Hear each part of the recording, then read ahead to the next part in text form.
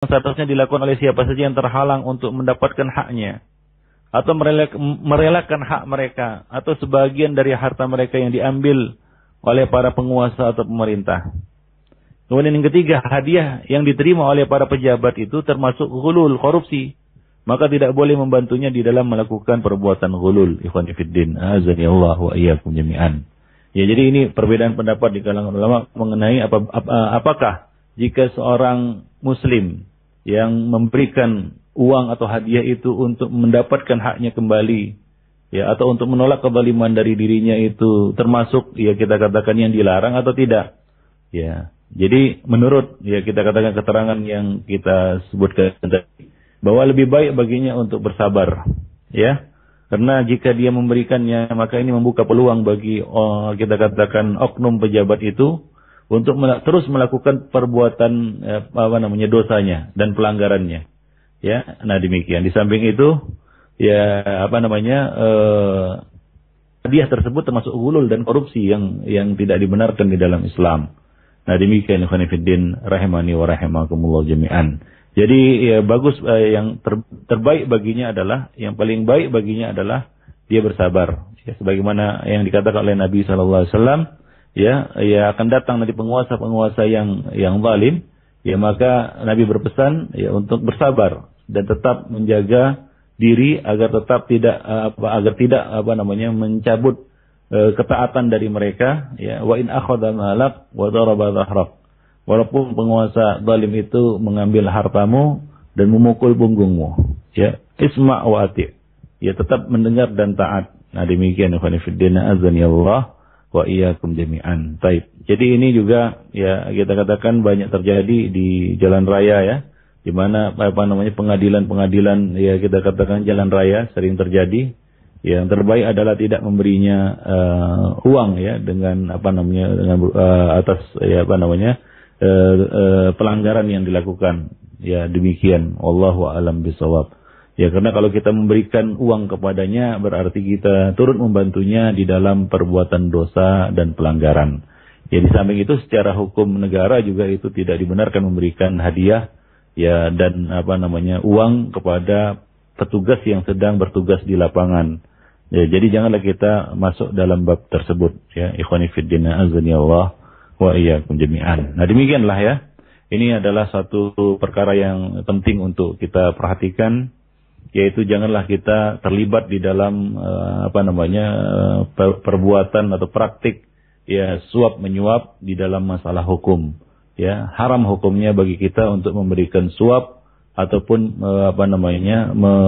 hadiah, ya, kita katakan, ya, sebenarnya bukan hadiah, itu suap sebenarnya, ya, kepada petugas ataupun kepada hakim ataupun qadhi, jaksa, hakim ataupun polisi, ya, untuk merampas ataupun untuk membatalkan, ya, suatu, kita katakan, kebenaran, ya, membatalkan satu kebenaran yang seharusnya dia dihukum jadi tidak dihukum, yang seharusnya dihukum 4 tahun jadi 2 tahun, kan begitu, ya. Ya, bahkan ada yang kita katakan yang seharusnya mendapat hukuman berat ternyata bebas dari hukuman, bahkan dinyatakan tidak bersalah, ya. Nah, demikian. Dan ini semua termasuk praktek-praktek kita katakan riswah yang diharamkan. Nah, demikian. Jangan kita berikan kepada petugas-petugas ataupun pejabat-pejabat tersebut. Nah, demikian. Baik, jadi secara hukum agama itu dilarang. Ya, secara hukum negara juga itu, ya, juga dilarang. Nah, demikian. Ikhwan fillah azani Allah wa iyyakum jami'an. Dan pelakunya, ya, berhak mendapat laknat dari Allah dan Rasulnya. Demikian juga para hakim ini. Ya, para hakim janganlah mereka menerima, ya, uang suap tersebut. Nah, ini termasuk ghulul yang diancam oleh Rasulullah SAW dengan ancaman yang berat. Ya, nah, demikian. Dan juga ini termasuk, ya, kita katakan kezaliman, ya, di dalam hukum, di mana dia, ya, mungkin saja menzalimi hak orang lain. Dia menangkan orang yang telah memberikan, ya, uang kepadanya, ya, lalu dia zalimi orang-orang yang tidak berduit. Nah, demikianlah hukum ini sekarang. Kalau kita punya uang banyak, ya, kita bisa membeli hukum. Kalau kita tidak punya uang, ya, maka hukum tidak akan berpihak kepada kita. Ya, keadilan tidak akan berpihak kepada kita. Jadi ini termasuk hakim yang kata Nabi SAW, ya, finnar, ya, di dalam neraka. hakim yang ada 2 hakim yang di dalam neraka kata Nabi yang telah kita jelaskan ataupun kita sampaikan pada pertemuan-pertemuan yang lalu ya. Ada 2 hakim di dalam neraka, yaitu hakim yang memutuskan dengan kita katakan dengan kejahilan dan hakim yang memutuskan tanpa ilmu ya. Nah demikian. Ya, Nabi mengatakan al-qudatu salasah. Ya, hakim itu ada 3. Qadin fil jannah wa qadiyani finnar. Satu golongan qadi atau hakim yang ada di dalam surga, yang masuk surga, dan 2 golongan qadi atau hakim yang masuk neraka. Qadin arafal haq faqada bihi fahuwa fil jannah. Qadi atau hakim yang kebenaran, yang mengetahui al-haq, ya, hukum Allah dan Rasulnya, lalu dia memutuskan berdasarkan hukum Allah dan Rasulnya itu dengan keadilan, maka dia berada di dalam surga. Wa qadin arafal haq fajara muta'ammidan fahuwa finnar. Qadi yang mengetahui kebenaran lalu dia berbuat zalim, dia berbuat aniaya secara sengaja, maka dia berada di dalam neraka. Dia mengetahui hukumnya misalnya begini, namun karena uang sogokan tadi, uang suap tadi atau hadiah, tips dan lain sebagainya, dia ringankan. Ya, atau dia bebaskan. Ya, atau dia berikan hak orang lain kepada orang itu. Ya, nah demikian. Maka ini finnar, di dalam neraka. Wa qadin yaqdi bi ghairi ilmin fahuwa finnar. Dan seorang qadi yang memutuskan hukum tanpa ilmu, maka dia juga berada di dalam neraka. Ikhwani fiddin, azani Allah wa iyyakum jami'an. Nah demikianlah ya, para qadi ini hendaknya janganlah dia memutuskan hukum ya secara zalim, ya apalagi ya di samping dia zalim di dalam memutuskan hukum, dia juga telah menerima uang suap tersebut ya. Dia termasuk ya dikatakan oleh Nabi al-murtashi, yang mendapat laknat dari Allah dan Rasulnya. Nah, berapa banyak kita lihat sekarang ini hakim dan jaksa yang seperti ini. Jaksa dan hakim yang nakal seperti ini. Ya, masih bergentayangan ya. Dan sangat sulit untuk membasmi orang-orang seperti ini. Dan sangat langka lah, kita katakan barang langka. Hakim yang jujur dan adil. Hakim yang jujur dan adil. Atau jaksa yang jujur dan adil. Yang memutuskan dengan kebenaran. Ya, dengan hak. Nah, kemudian ya pihak yang ketiga yang juga mendapat laknat seperti yang kita sebutkan tadi adalah para perantara, ya, yang menjadi perantara antara ya kita katakan jaksa dan hakim dengan ya kita katakan terdakwa atau orang yang al-mahkum, orang yang dijatuhi hukum, ya. Nah demikian. Nah ini juga terkena laknat ini, ar-rais, ya, yang menjadi perantara antara ya kita katakan pesakitan dengan jaksa ataupun hakim. Nah ini maklar. Ya, dia ini terkena laknat karena dia telah berta'awun alal ismi wal udwan. Dia telah berta'awun alal ismi wal udwan. Tolong menolong di dalam perbuatan dosa dan pelanggaran. Ya, maka dia juga terkena laknat. Ya, maka hendaknya orang-orang seperti ini berhenti dari pekerjaannya. Ya, karena itu termasuk ya perbuatan yang ya kita katakan perbuatan dosa yang mendapat ancaman yang berat dan termasuk salah satu dosa besar. Nah demikian ya ikhwan fillah, azani Allah jami'an. Dan juga tadi kita ingatkan bahwa rasi yang memberi suap ya, ini dikecualikan orang yang memberi suap memberi untuk mendapatkan kembali haknya atau untuk menolak kezaliman atas dirinya. Walaupun di sini ada ikhtilaf di kalangan ulama, yang terbaik kata mereka bersabar ya. Bersabar itu yang terbaik, namun ya di sini ada pendapat lain yang mengatakan itu tidak termasuk yang mendapat laknat. Ya itu tidak termasuk yang mendapat laknat. Tapi kalau dia bisa bersabar maka itu yang terbaik. Karena dia terhindar dari ta'awun al-ismi wal udwan, dia tidak menolong orang itu atau jaksa dan hakim itu untuk dia berbuat kezaliman dan berbuat aniaya dan dosa, dan juga dia mendapatkan pahala sabar ya, khususnya di akhir zaman. Ya seperti itulah kondisinya. Ya memang ini berat tapi itu yang lebih utama. Wallahu a'lam bishawab. Demikianlah ikhwan fillah, azani Allah wa iyyakum jami'an. Ya kajian kita pada hari ini ya yang mengangkat tema larangan memberi dan menerima suap di dalam hukum. Ya itu saja mungkin yang bisa kita sampaikan, yang benar datangnya dari Allah dan yang salah dari saya dan dari syaitan. Aku qouli hadza wa astaghfirullah li wa lakum wa lisairil muslimin innahu huwal ghafurur rahim. Sekolah Jazakallahu khairan wa barakallahu fiik para Ustaz. Dan demikian ikhwatal iman rahimanillah wa iyyakum pendengar radio jadi manapun Anda berada.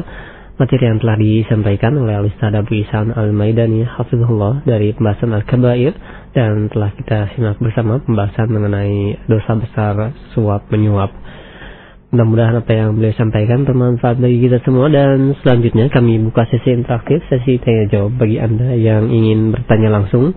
Anda bisa menghubungi kami melalui via telepon di 021 823 6543 atau melalui pesan singkat di 081 989 6543 dengan menyertakan nama dan alamat.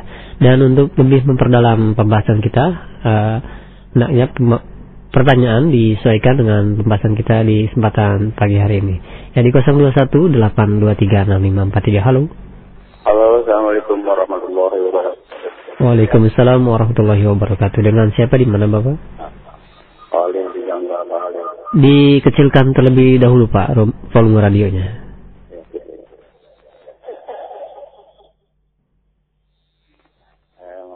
Ya, silakan Pak Khalil.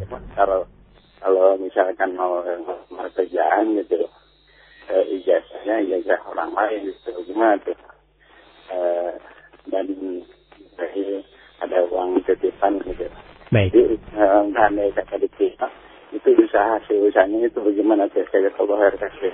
Assalamualaikum warahmatullahi wabarakatuh. Waalaikumsalam warahmatullahi wabarakatuh. Bisa disimak Ustaz? Iya, bisa. Iya, silakan Ustaz. Ya. Penggunaan ijazah palsu untuk mendaftar kerja itu termasuk perbuatan ghish, curang, khianat yang dilarang di dalam Islam. Man ghasyana falaysa minna. Barang siapa yang menipu kami, maka dia bukan dari golongan kami. Dan juga itu termasuk perbuatan khianat. Dan khianat itu termasuk salah satu sifat orang-orang munafikin. Jadi ini dilarang di dalam Islam ya. Jadi itu termasuk perbuatan dosa juga, bahkan ini dosa besar. Itu telah menipu ya orang lain ya di dalam di dalam perkara tersebut, di dalam masalah tersebut. Yang mana dengan itu kita merampas hak orang lain yang seharusnya lebih berhak dari kita untuk mendapatkan kerja di situ. Dan kita menggunakan ijazah palsu yang itu bukan hak kita. Nah, di sini kita ya telah melakukan ya kezaliman kepada dua pihak. Yang pertama, ya kita telah menzalimi pihak yang telah menerima kita kerja. Karena dia telah kita tipu dan dia adalah pihak yang tertipu. Ya, kemudian yang kedua, kita telah merampas hak orang lain yang juga turut mendaftar kerja di situ. Yang tergusur dia, yang terdepak dia karena perbuatan kita. Jadi termasuk perbuatan dosa. Wallahu a'lam bishawab. Nah, syukur jazakallahu khairan atas jawabannya Ustaz, dan selanjutnya masih di line telepon di 0218236543. Ya, halo. Halo, Assalamualaikum. Waalaikumsalam warahmatullahi wabarakatuh. Dengan siapa, di mana? Dengan Heri di Jakarta. Silakan. Ya, Anda mau tanya Ustaz. Boleh nggak kalau kita misalnya kasih orang uang itu tapi sampai sepengetahuan dari pemimpin? Maksudnya dijelaskan kembali. Jadi Anda kan kerja, Anda disuruh bikin surat imigrasi gitu di kantor terkait. Pas Anda udah sampai kantor situ, orang itu mengasihkan amplop.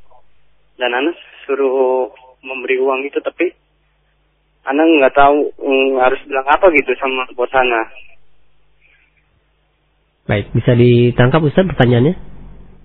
Iya. Ya. Menerima hadiah, tips atau apapun bentuknya di saat bertugas itu termasuk gulul. Ya, hadayal ummal minal gulul kata Nabi. Pemberian hadiah kepada ummal, para petugas di lapangan, para petugas atau pejabat ketika dia menjabat ataupun bertugas atau sedang di dalam tugasnya, maka itu termasuk gulul. Itu termasuk gulul. Jadi pejabat selama dia menjabat itu dilarang menerima hadiah. Itu konsekuensi dari seorang pejabat.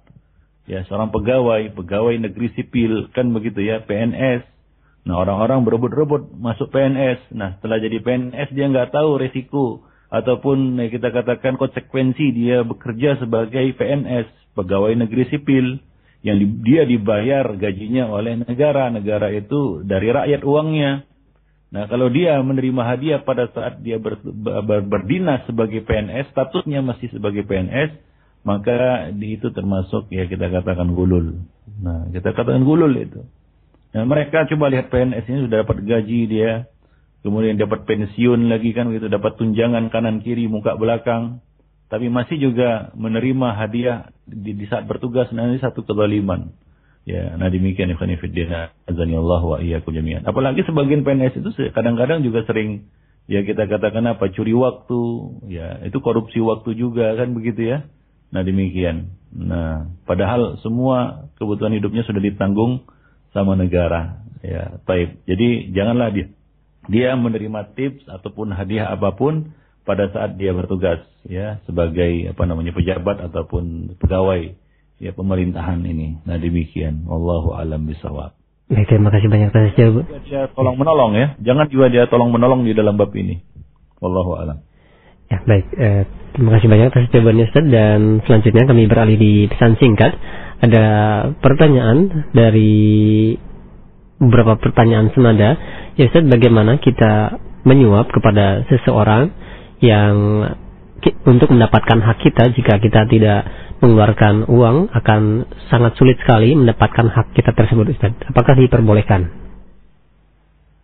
Ulangi lagi coba. Ya, bolehkah kita menyuap kepada seseorang petugas untuk mendapatkan hak kita? Karena apabila kita tidak memberikan uang ataupun hadiah, maka kita akan sangat sulit sekali mendapatkan hak kita tersebut. Mendapatkan kembali ya, gitu maksudnya. Mendapatkan kembali hak kita. Iya. Iya, betul. Seperti contohnya di sini dikatakan membuat KTP ataupun KK ataupun mengambil barang di suatu pelabuhan atau yang lainnya, Ustaz. Ya, tadi sudah kita sebutkan bahwa itu tidak termasuk yang terkena laknat ya. Itu termasuk itu bukan yang terkena laknat yang kita sebutkan di sini. Ya, jadi tadi saya sebutkan juga, amma idza a'ta liyatawassal ila haqqin lahu aw yadfa' an nafsihi zulman fa innahu ghairu dakhilin fil la'nah. Adapun jika dia memberi untuk mendapatkan kembali haknya atau untuk menolak kezaliman atas dirinya, maka dia tidak termasuk dalam laknat tersebut. Nah, demikian. Hanya saja di dalam kasus ini ya masih ada perbedaan pendapat di kalangan ulama. Nah, demikian. Sebagian mengatakan tidak boleh. Yang terbaik baginya adalah ya bersabar. Maka kita katakan kalau dia bisa bersabar, maka sabar itu lebih baik. Ya, tapi kalau ya itu sangat merugikan dirinya dan dia menjadi orang yang mazlum di sini dan juga bisa menzalimi orang lain, kan begitu ya. Nah, demikian. Ya, itu artinya apa? Kalau kita tidak ambil ini, maka orang-orang lain juga akan banyak yang terzalimi ya di belakang kita. Ya, maka di sini ya kita boleh untuk memberinya ya dengan